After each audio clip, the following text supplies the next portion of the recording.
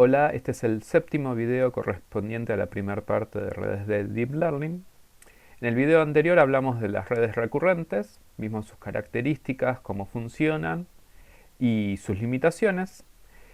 Para solucionar esas limitaciones, entonces yo les decía que aparecieron algunas variaciones. Entonces una de las principales variaciones que se aplica mucho para la resolución de problemas, sobre todo para procesamiento de texto, son las redes LSTM. Su nombre deriva de el nombre en inglés, que es Long Short Term Memory Networks. O sea, serían redes con memoria a largo y corto plazo. Bien, entonces las redes LSTM permiten manejar una especie de memoria también, como pasaba con las redes recursivas, pero esa memoria que maneja puede ser tanto a corto plazo como a largo plazo. Para lograr esto, entonces, lo que hace la red es aplicar varias conexiones recursivas. En una red recurrente teníamos una única conexión recursiva, mientras que en las redes LSTM, cada neurona, que muchas veces se lo llama celda de memoria, tiene varias conexiones que le permite decidir qué información se tiene que mantener, o sea, qué información del contexto tenemos que considerar y qué información conviene olvidar. Para lograr esto, lo que hace esta celda de memoria o neurona LSTM es regular el estado de la neurona a partir de tres tipos de conexiones o puertas. Vamos a tener la puerta de la información, que determina qué información nueva se tiene que almacenar para utilizarla en la memoria de corto o largo plazo. O sea, qué información nueva que estamos ingresando ahora la neurona tiene que recordar.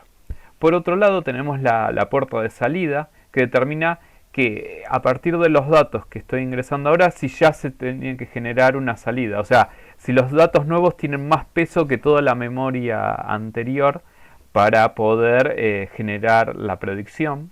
Y la puerta del olvido, que determina a partir de los nuevos datos si lo que se tenía conocido de antes, toda esa memoria, ese contexto, se conviene descartar algo porque ya no nos es útil.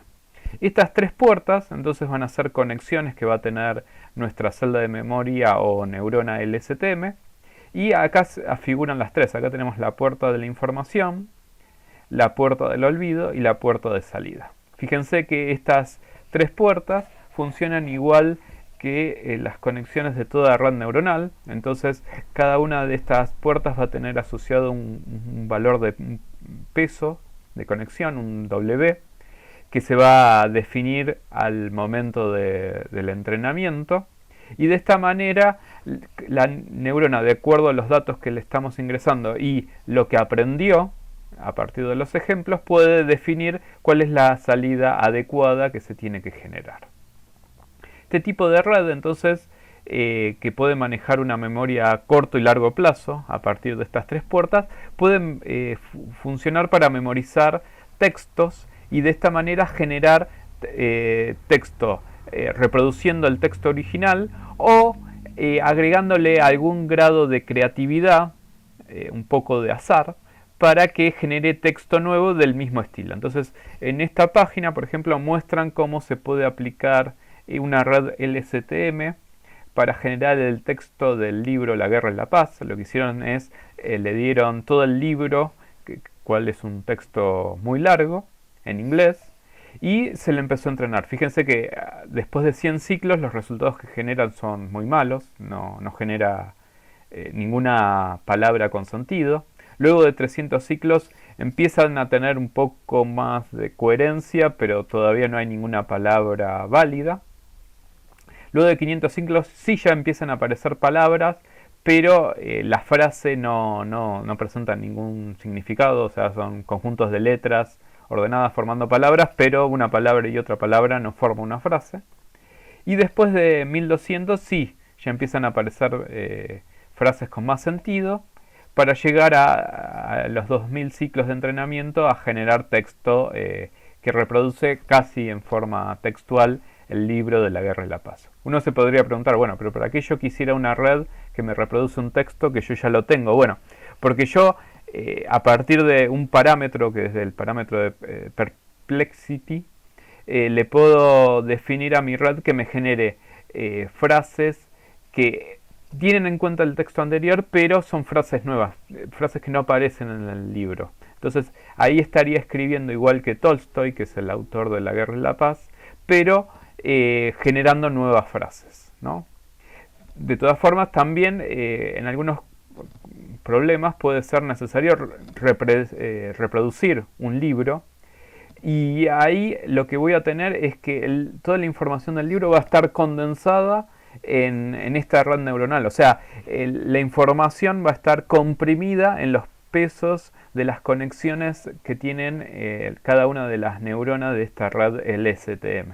Entonces, es una forma también de poder almacenar información para poder después generarla a medida que es necesaria. Obviamente que para generar una reproducción textual y poder descomprimir el libro en forma correcta, hay que sobreentrenar la red para que aprenda muy bien las frases de ese libro. Bien, otros ejemplos, por ejemplo acá yo usé una página que hay en la Universidad de Stanford para generar texto a partir de la primera estrofa del Martín Fierro. Fíjense que acá aparece este parámetro perplexity, que determina cuánto de azar o creatividad va a tener la red para generar la salida. En este otro ejemplo utilizaron una red recursiva de este estilo para aprender el texto de la Biblia y ahí generar versículos, que esos versículos pueden ser textuales o no, ahí va a depender de cómo uno lo va a configurar. Lo mismo se puede aplicar para textos de Shakespeare, Paul Graham o Wikipedia. Lo importante es tener mucho texto. Si yo tengo pocos párrafos, mi red no le va a costar mucho aprender. Ahí conviene tener gran cantidad de texto y para lograr que aprenda, ¿no?, a generar palabras y texto con sentido.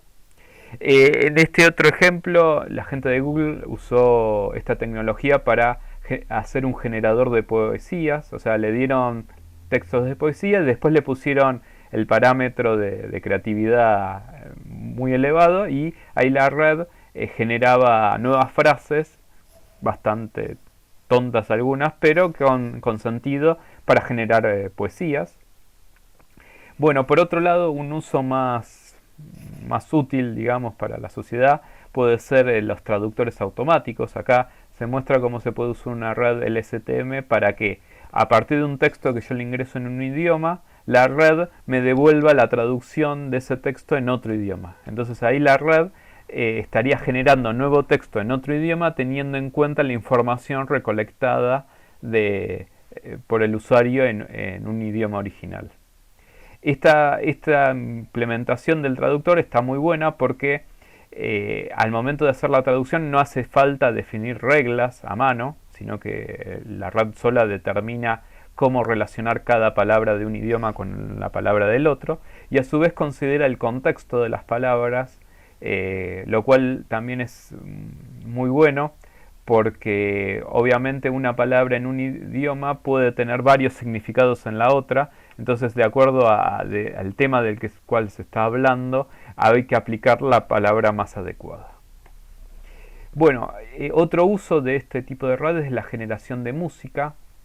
Yo puedo usar una red recurrente o una red LSTM para generar música porque es lo mismo que generar texto. Yo le voy a dar como datos de entradas sinfonías de música y la red los va a aprender y después a partir de ciertas notas me puede generar una melodía similar. De esta manera se generaron entonces redes que saben reproducir sinfonías de Mozart o Beethoven y a su vez componer nuevas melodías del mismo estilo. Bueno, la página que yo usé para hacer el generador del Martín Fierro es esta, la de la Universidad de Stanford, que es bastante simple, te permite ingresar ahí el texto, definir los parámetros que querés utilizar en la red y a partir de ese texto y los parámetros la red empieza a aprender, empieza a ciclar las distintas épocas y a partir del parámetro de perplexity permite definir, bueno, qué tanto está aprendiendo en forma textual el texto o está generando en forma más creativa. Bueno, con esto entonces terminamos este video. Ahora vamos a hablar un poco de cómo es la parametrización y algunas recomendaciones a la hora de implementar una red LSTM, y eso lo vamos a ver en el siguiente video.